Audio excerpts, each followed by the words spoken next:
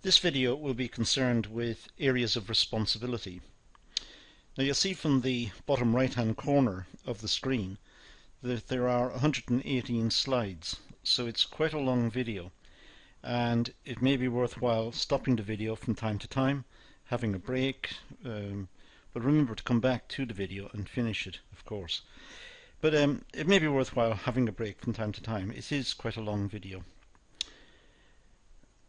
In developing plans for an area of responsibility, it's the task of the managers who are looking into the allocation of these responsibilities that the plan is carefully executed. It must be carefully designed.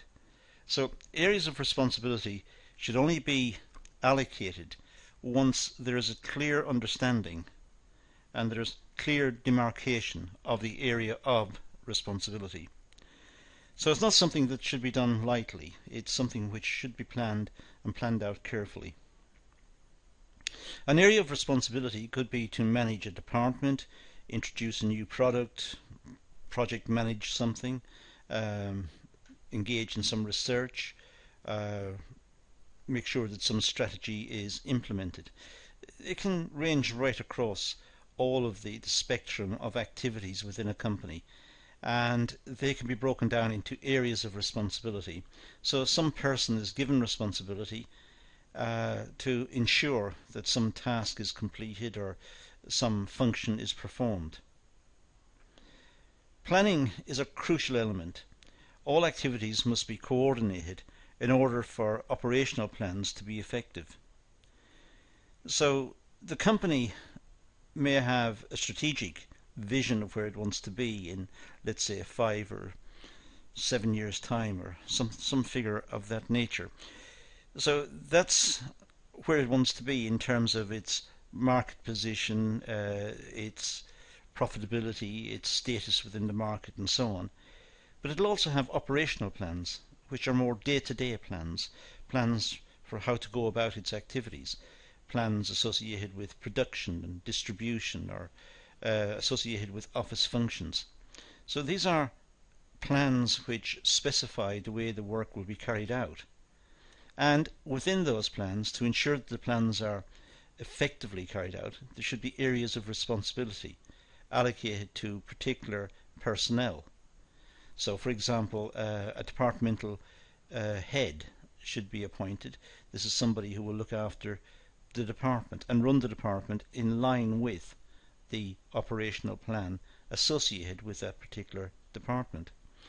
There may be senior management allocated to oversee marketing or HR, or there may also be personnel within the organisation who are not assigned to particular departments or particular functions, but may take on responsibility for specific tasks, and these may arise from time to time, and they have special responsibility to ensure that these tasks are performed and performed correctly. There are a range of factors that need to be taken into account when designing plans for an area of responsibility. There are many factors, in fact. The customer must be taken into account. The customer must always be taken into account in business. It's the customer who ensures the survival of the business through purchasing the product and in supporting the business through purchases. So the customer must be factored in, and this may be an area of responsibility, someone who within the organisation is given the specific task of dealing with perhaps certain key customers, and the person within the organisation must get to know the customers, must get to know their requirements, should get to know their backgrounds, and so on. So a rapport is built with that customer. But the areas of responsibility could also be assigned to a group of people, perhaps within marketing. The marketing section may be responsible for customer liaison, developing customers, finding customers, and retaining customers. And this is done through trying to find out what the customers want and ensuring that they get good value for money, good quality product delivered on time, with, of course, good after-sales service. The product itself needs perhaps to be monitored as well. The product should be monitored for quality and for efficiency. And this could be an area of responsibility given to someone to ensure that the product meets the specification that is associated with the product, that the company advertises. The product is of a particular quality, and there should be someone within the organisation whose responsibility it is to ensure that that statement is accurate, that the product is according to what is claimed by the company. The goals and objectives of the organisation, well, these could be departmental goals and objectives, or it could be for a division of the company, or it could be for the overall company. But it's the area of responsibility for someone to ensure that the goals and objectives are met. And management by objectives and managing risk.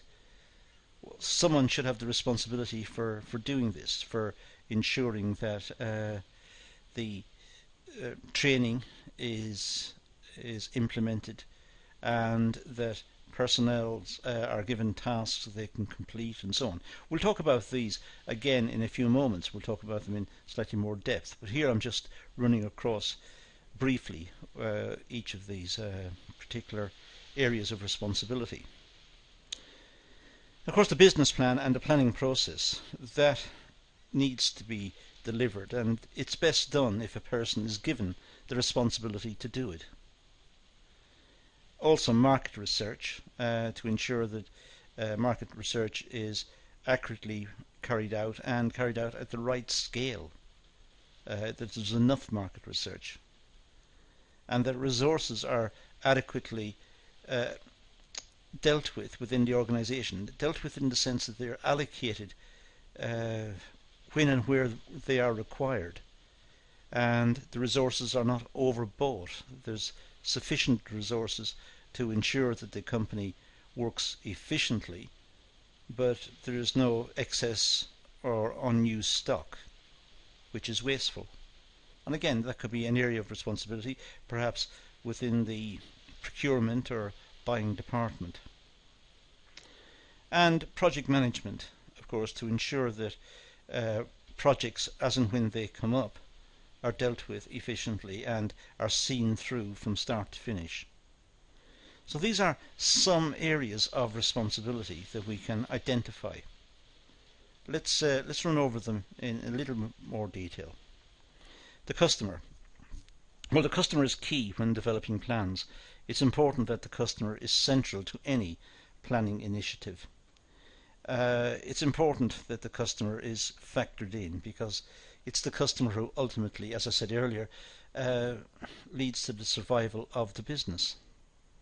A customer must be satisfied in order to continue to repurchase the item. They must be satisfied so that they pass around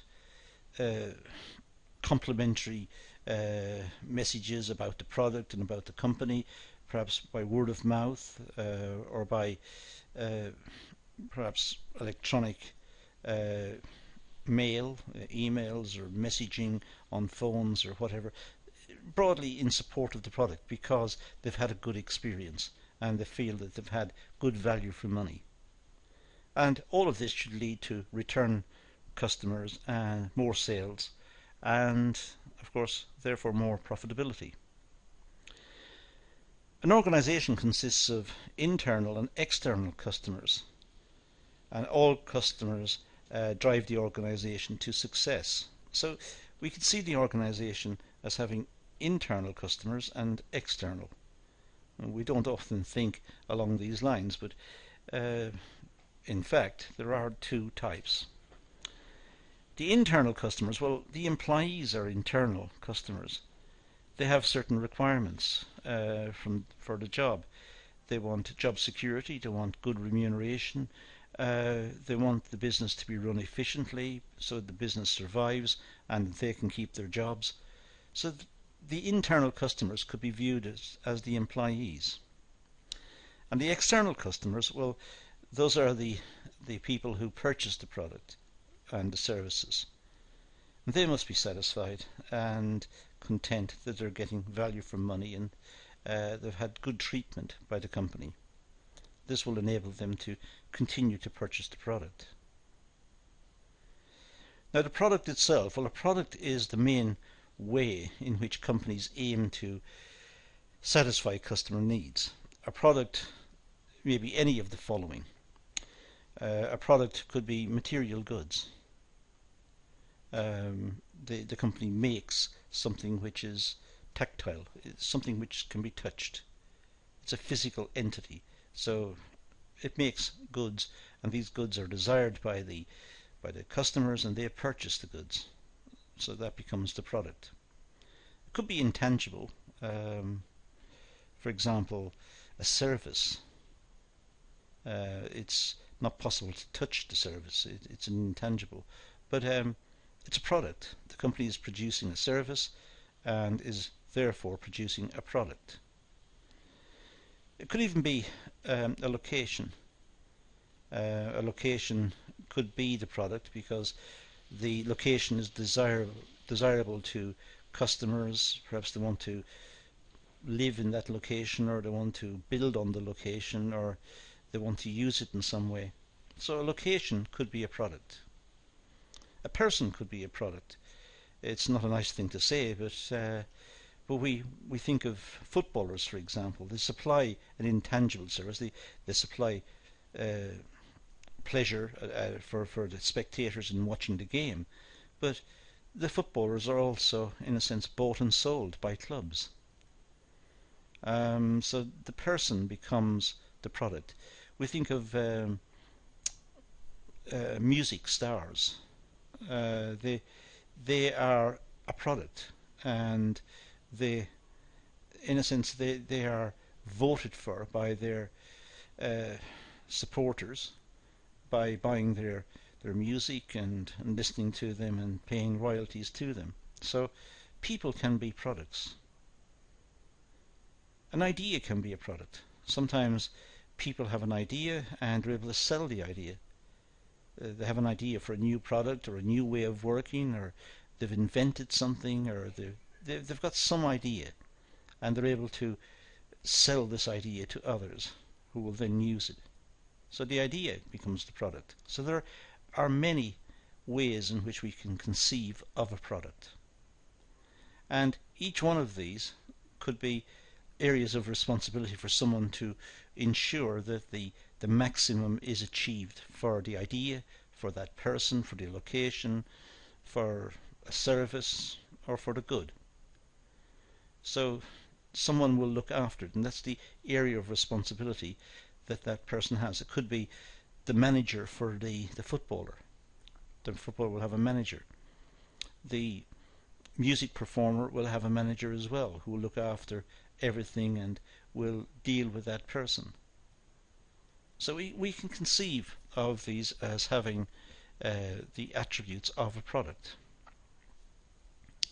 It's important to understand the types of products and markets in which the organisation is involved. There should be clarity. Sometimes products may become slightly confused.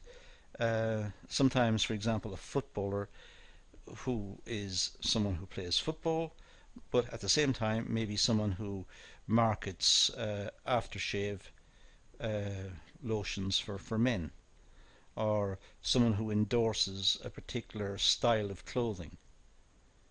So it's difficult now to say what the product is. Is the product just the footballer, the person who plays football, or is it the person who endorses it? They are really mixed up. They're all coming together. But we need to have clarity. We need to know what's the core product. In order to develop effective plans, there needs to be an understanding of organisation and what it represents. So clearly the product is what the organisation produces. Let's say a company produces a product, but To understand the organization, it's first important to understand the product. Understand what the product is doing, the part of the market the product is aimed at, the attributes of the product, and this will give an insight into the type of organization that produced it. A new product development can be part of project management. Therefore, it's important to research the product. For example, its profit potential, the demand, etc. So, when a new product is being considered, it's important to consider it, first of all, as a product. It is a new product, but it's only under consideration. So it may need a lot of information before it's brought into the marketplace, before it's delivered to the marketplace. It may need a lot of research, a lot of thinking, a lot of consideration. So it's important that it's properly product managed or project managed. It's important that someone takes on the responsibility for this new product, to see if it's worthwhile continuing with it or dropping it, to see if it's worthwhile marketing it and producing it. So someone has responsibility for dealing with this new product, this product which at the moment does not exist, but which could exist. So it's being project managed. There's an area of responsibility. Somebody's taken it on to check it. Now, goals and objectives. Well, establishing goals and objectives are crucial before the planning stage. It's important that organisations know what their goals and objectives are. It's important that they understand where they're going and what they're doing and what they're aiming to achieve. If they don't have goals and objectives, then they are just drifting. They don't have particular targets to aim at. They need to have something to aim at, to give them focus, to enable them to also to measure their success.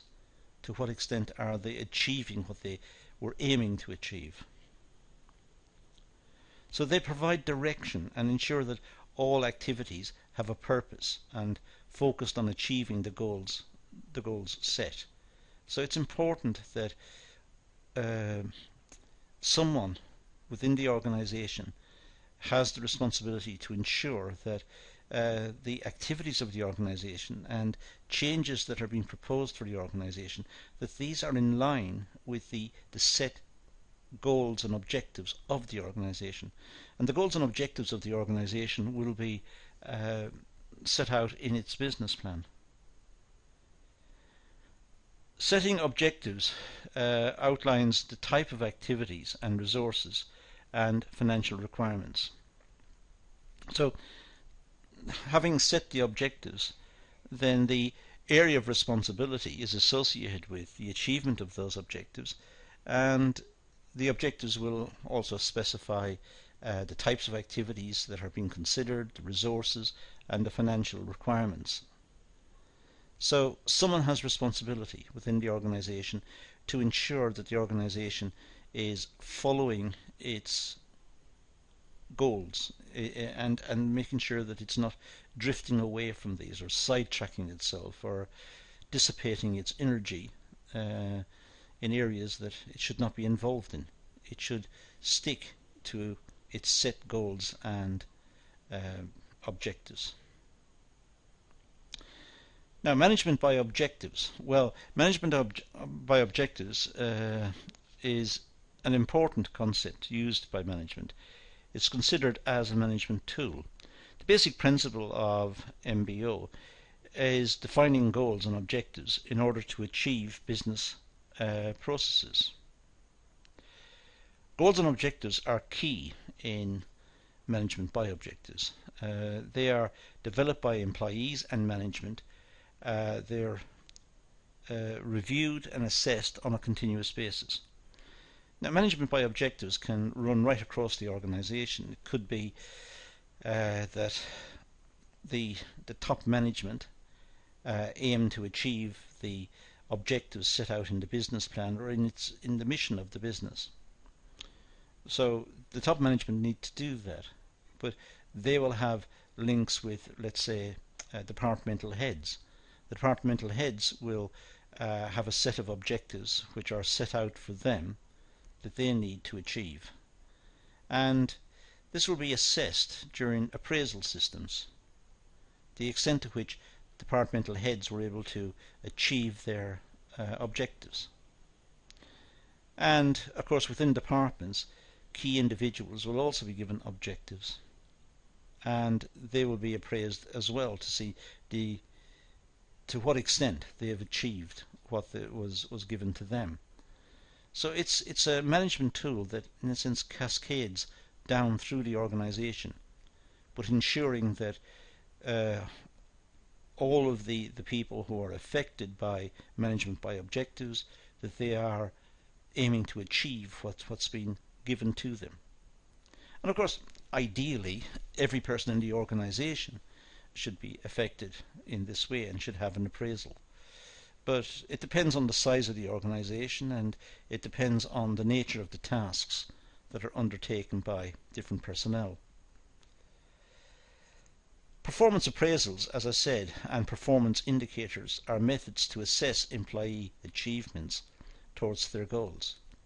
So during an appraisal meeting, the manager, the appraiser, will be able to check to see to what extent the person being appraised has achieved what they agreed at the previous meeting.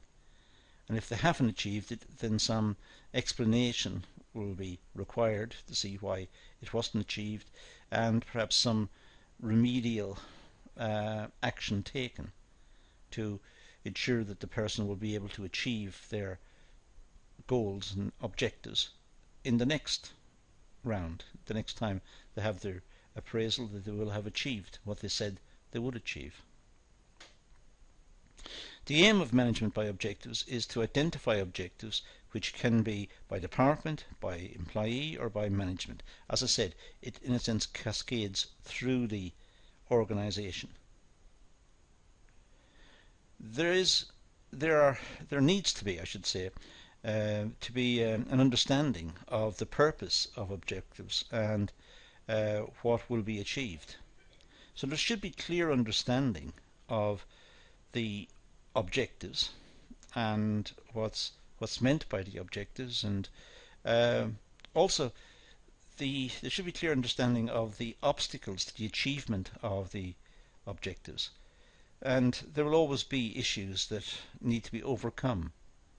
Employees will have problems perhaps learning new ways of working, or there might be a situation where key personnel have left the company for whatever reason, and this may disrupt the achievement of objectives which were stated during a previous appraisal.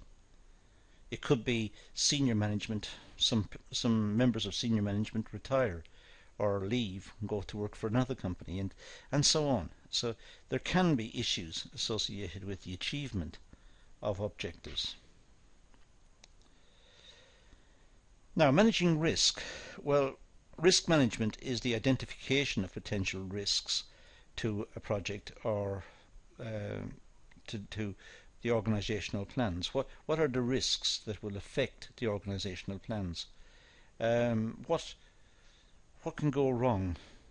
These may be risks due to market changes in the market. There could be environmental risks, changes to corporate taxes or new regulations imposed by government on companies. There can be risks in various ways, and it's important that management is aware of these and has made provision for the risks. In other words, that they've got processes in place or ready to put into place to deal with any adverse change in their circumstances. It's important to identify, assess risks and resolve them before they can cause harm to an organisation. So it's important that the managers know if the risks are likely to arise, some particular risk, and tries to preempt what's going to happen by taking action in advance, and thereby mitigating the effects of the risk should it come to pass. So management should be aware of the risks, and they should have a good planning section within the business that is acutely aware of the market, the customers' wants and requirements, the competitors, changes in the environment itself, changes in fashion and trends in the environment, changes in legislation, as I said, and so on. So there should be constant monitoring of these to try and mitigate any risk. And this should be someone's responsibility. There should be some. It's really a corporate responsibility. Everyone should be doing it, but there should be someone actively coordinating this type of thinking and perhaps calling regular meetings of key personnel to discuss issues that may confront the business at a later stage. So there should be someone tasked with responsibility to ensure that this is on the agenda and is being considered and constantly kept in front of management for their consideration. Risk management includes monitoring, coordinating activities, application of resources to reduce the possibility of risk occurring. The company should have adequate insurance. They should have access to key personnel, perhaps that can take on some of the burden in looking at situations should some adverse event take place. They should have contacts already developed and have documents in place and processes already agreed as to what to do should some adverse situation arise. So they should be prepared. I suppose that's the way of looking at it. There's different types of risk and uncertainty. Financial risk, for example. The threats from competitors, that's a type of risk. Project failure, production or product life cycle, design and implementation. Projects can fail in all sorts of ways. It could be, as I said, a machine breaks down and the whole production process comes to a halt. Or it could be there's a faulty design or something goes wrong with the design. So failure can arise from in various ways, from various sources. There could be legal risks and implications. Is the company working in a safe way? Are the employees safe in the workplace? Is health and safety given prominence within the workplace? Someone should be responsible for health and safety in the workplace. Is the product they're making safe? Could it hurt someone if it was perhaps misused or overused? There are all sorts of legal issues that need to be considered. And also the employees' attitudes to work. What do the employees think about working for the company? And how can the employees be better motivated and more involved with the work? It may be the workers are not engaged fully with the activities of the business and don't empathize with the direction in which the business is going. They don't see it the way the management see it, and it may lead to poor working standards, perhaps poor quality of work as well. So there are issues. There should be someone perhaps looking over that as well. This overlaps with the legal one, number 4, but workplace accidents. Someone should be responsible for health and safety, so that really is a duplication of the 4th item. Natural disasters. Should national disasters occur, is the company adequately insured? And does it have plans for what to do in the event of natural disasters? Let's say, for example, flooding. Let's say the company was to flood. So it was underwater. A lot of it was underwater. Now, what can the company do in this situation? Well, it should have a plan. It should have a plan ready to cope with this. And what's the risk of the company flooding? So it may not be flooding as an issue. It might be electrical problems. The supply of electricity may break at certain times. So what does the company do in that situation? So it should have worked out in advance some plans that can be implemented in the event of some failure within the organisation. And looking at, of course, the political, economic and technical side of what can impinge on the organisation from outside. Governments come and go. Governments get elected and governments leave. But the different governments come in with different ideas. And how will these ideas affect the business? How will it affect the economic well-being of the country? And if the people in the country now have to pay more tax, let's say, then they're going to have less money to spend. Now, will this affect the demand for the product? Business plan and the planning process. Well, advantages of planning. The planning process, it provides direction. It's an important activity. It gives the company a sense of purpose, a sense of direction. And it reduces uncertainty because it anticipates what can go wrong, what are the issues that are going to confront the business, and finds solutions for them, and discusses these openly.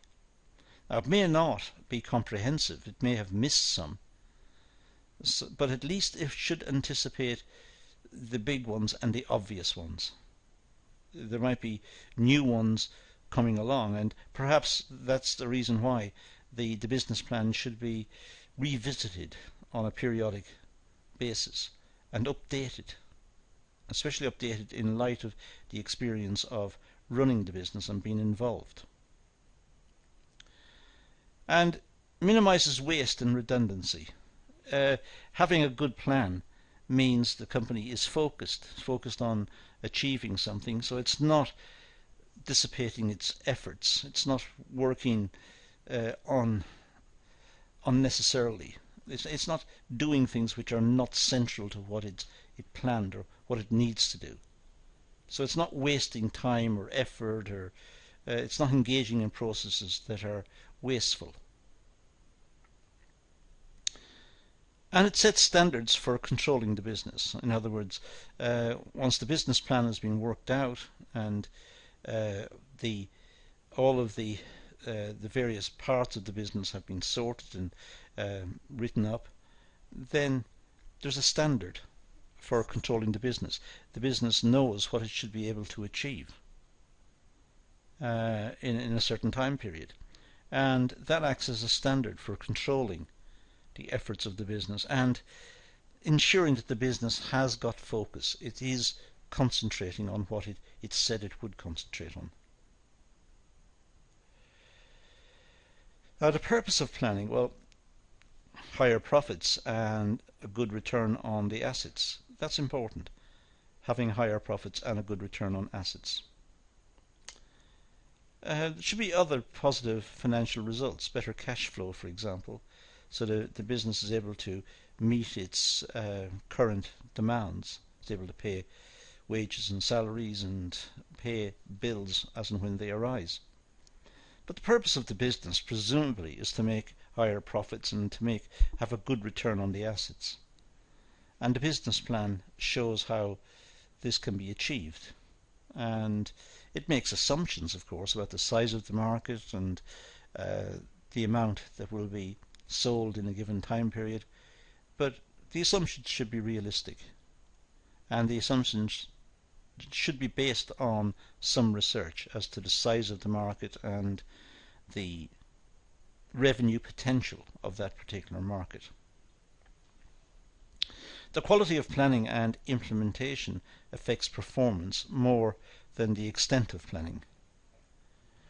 So, in other words, having a detailed plan is all very fine, but does it make sense? It's the quality of the plan that's important, not its length, not its complexity. It's the quality. Is the information contained in the plan realistic? Is it achievable? That's the important part of planning. Any company can have a long document, a very complicated document, but if it's unrealistic, it's not worth anything.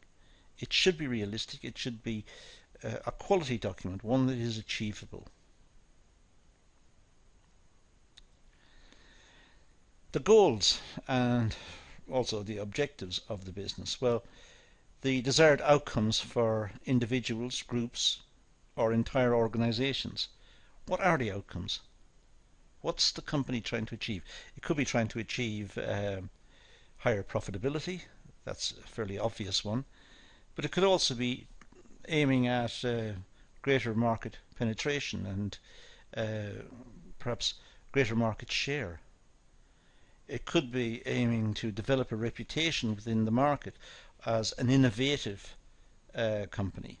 It could be aiming to develop a reputation as an ethical company, one that's producing products in an ethical way.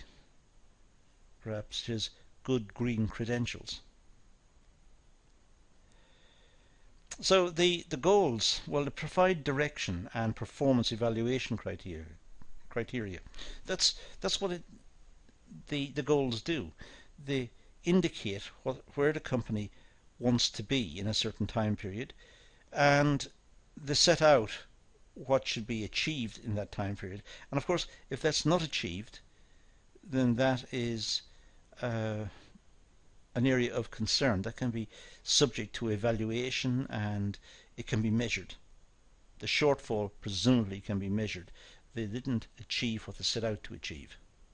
They may have overachieved. That also should be investigated to see why the original plan was so pessimistic. Plans, well, documents that outline how goals are to be accomplished. That's what a plan is. The goals are set out in the business plan, and then individual plans are documents that outline how the goals are to be completed. How should the company go about achieving what it says it's going to achieve. And describe how resources are to be allocated and establish activity schedules. So how should resources be allocated? So the plans are very detailed documents indicating how the goals are going to be achieved and what resources are going to be needed, what activities are going to be required as well. They may even contain personnel, key personnel that are going to be required, and the overall resource package that will be associated. So we have the planning process, and in the planning process we have the project or process identification. We have to identify what the project is or what the process is. We have to identify it. That's where it starts. And then once we've identified the process, we have to review the present situation.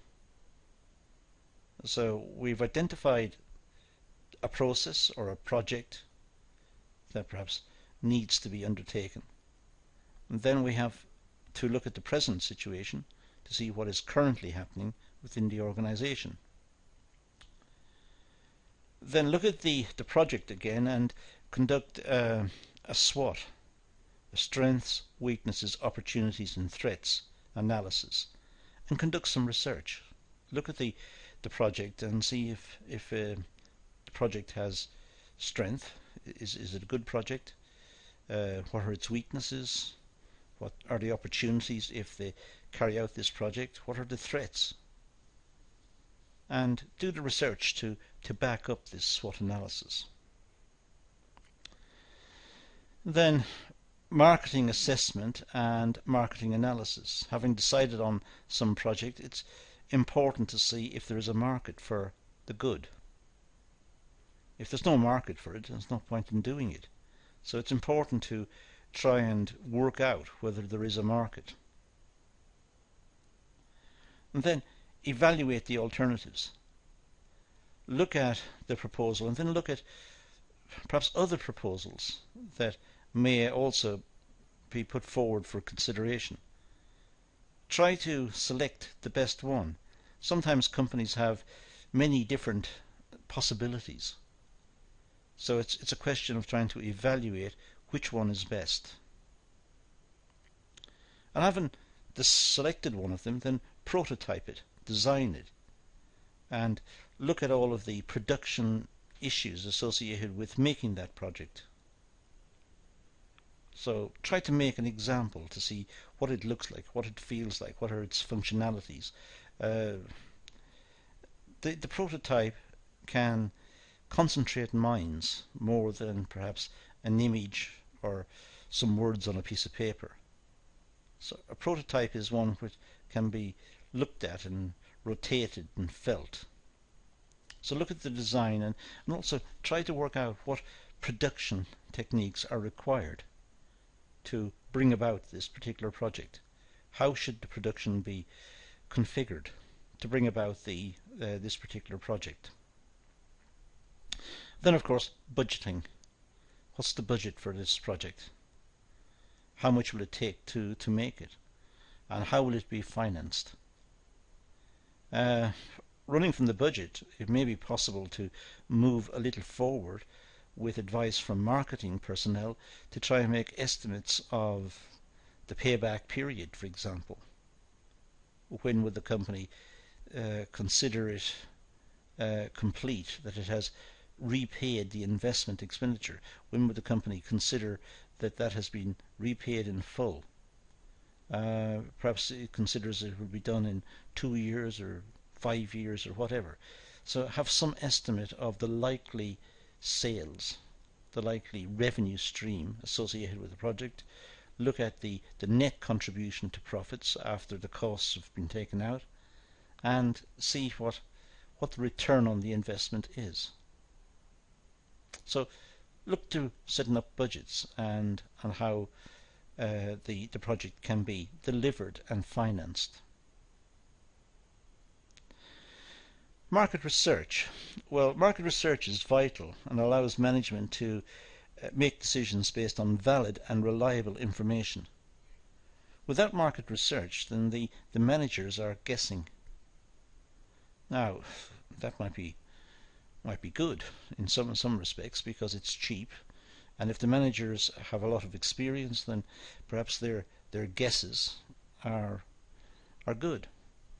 But it is risky. And the way to reduce the risk is to have market research, to try and get a feel for what the customers or the likely customers require in the market. So it's based on evaluation of customers' opinions or potential customers' opinions. So it helps with the decision-making process. Market research is important for decision-making. It, as I said, it tends to reduce the risk of getting it wrong. And of course the market research has to be done properly, and there are many videos on this course talking about market research and some of the issues, or all of the issues, that can be confronted by market researchers. But if the market research is done correctly, then that is a good indicator to management of what is required in order to perhaps introduce a new product or a new process. It's important because it allows management to identify market trends and customer needs, and that is very important. Otherwise the company will make a product that the customer doesn't want. That's a waste. It's a waste of effort. It's a waste of resources. Uh, it eats into personnel time.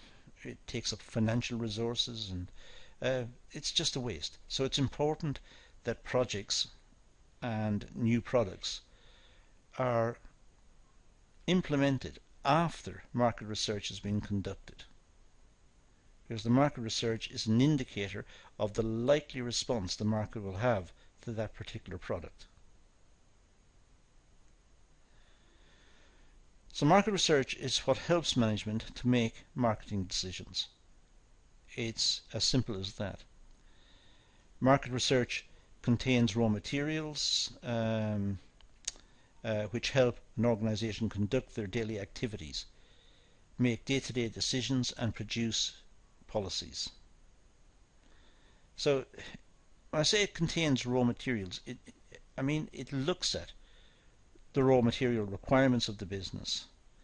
But it also is a raw material in itself almost. It enables good decision making, and that's a valuable resource. That is something which improves efficiency and ensures that the organisation is moving in the right direction. So to some extent, market research is similar to a good production technique, because it ensures that the overall direction of the business is correct. But it could also, of course, look at individual components within the business, look at individual sections within the business, and try to work out the contribution of those towards the customer satisfaction at the end, and to see if, for example, once it works out, I should say, what the customer wants, then the various processes that are undertaken in the business can be looked at critically. Some of those processes may not be strictly required. So market research enables management to act efficiently, to ensure that the processes and the routines of the business are all targeting customer requirements. So it's very similar to market research is very similar to an effective management tool. It's an important tool. It's as important as perhaps the whole production system of the business, because it ensures that the production system and all the resources of the business are being used efficiently. It has evolved into a systematic approach in order to meet the demands of complex markets and customer demands. Certainly, if it's the case, if the market is complex, there are many competitors in the market, all with slightly differentiated products and with different marketing campaigns and strategies and so on, that makes it a highly complex market in which to operate. And the way to deal with that is to try and get information from the marketplace through market research. Allocating resources. Well, when planning a project, it's important to assess capacity and the organisation's ability to invest in and utilise resources. It's important that organisations use their capacity well. Capacity it's scarce, it's valuable, and it should not be wasted. So organisations should have careful planning of capacity use. And the capacity of the organisation depends on the physical capacity of the organisation as well as the human capacity of the organisation. And these should be planned so as to optimize the overall performance of the organisation. So, for example, some machines should not be left idle. The planning process should be such that there is continuity in production and all of the machines linked to each other, and they're all being used, as indeed are the human resources of the organisation. they're being used effectively also. Resource planning is crucial. There needs to be an assessment of current resources and how they will be deployed. So resource planning is very important. The company has limited resources. All companies have limited resources. That's the economic condition we all face. So companies have limited resources, and what they need to do is to allocate those resources efficiently. So have good resource planning to ensure that the resources are optimally used. Allocating resources involves financial, human, physical and intangible resources. I've already mentioned these, but clearly tasks, introducing a new product for example, will have financial implications. It'll have to be researched, developed, marketed, produced, prototyped and so on. That's all done in advance of sales. So there's no revenue. That's a burden on the business until the product is placed in the market and customers buy the product, in which time it starts to produce a revenue stream. So it has clearly got financial implications. It's also got human. People are involved. People will have to update their skill sets or acquire new competencies and so on. There are physical resources. The building, part of the building will have to be allocated towards the production of this particular item. Perhaps machines will have to be turned over to it. There will be new personnel required in marketing to deal with the product and so on. And also intangible. The intangible ones, of course, is the planning. The marketing effort is intangible. It can't be touched. So in that sense, these are all important resources that need to be dedicated to a project if it's going to be successfully launched. So if you look at resources, it's simply made up from financial, human, physical and intangible. And the company must be able to finance these in advance of sales.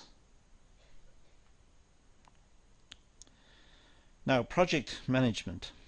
Well, organisations take part in project work in order to achieve goals. So that's why organisations really aim to do. They aim to take on project work, and these projects are to achieve particular goals.